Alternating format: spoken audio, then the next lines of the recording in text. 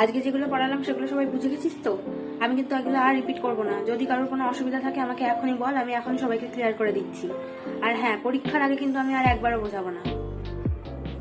Expected, এখানে এতগুলো student রয়েছে, এখানে কারোর কোনো অসুবিধা হলো না, একমাত্র তোরই প্রবলেম হলো।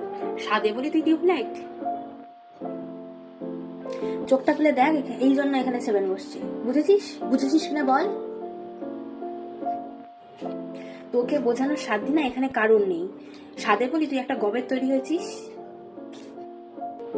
তোর এই মোটা মাথা নিয়ে না আর যাই হোক পড়াশোনাটা অন্তত হবে না। বাবাকে গিয়ে বল একটা রাস্তার ধারে চায়ের দোকান খুলে দিতে, অন্তত কিছু করে খেতে পারবি। আরে ম্যাম, চায়ের দোকানে তো হিসাব করতে হবে, ও তো ওইটুকুও পারবে না। তো এবারে কার কার পরীক্ষার প্রিপারেশন ভালো হয়েছে? তুই হাতটা নামা বাবা, তুই অন্তত 5 মার্কটুকু নিয়ে আসিস তাহলেই হবে। তুই সামনে বসেছিস কেন? যা পেছনে গিয়ে বস, পায়েলকে সামনে দে। আমি নোটসগুলো লিখেই রেখেছি, আসলে আমার ল্যাপটপটা এত স্লো কাজ করছে না, এই জন্য আমি নোটসগুলো পাঠাতে পারছি না।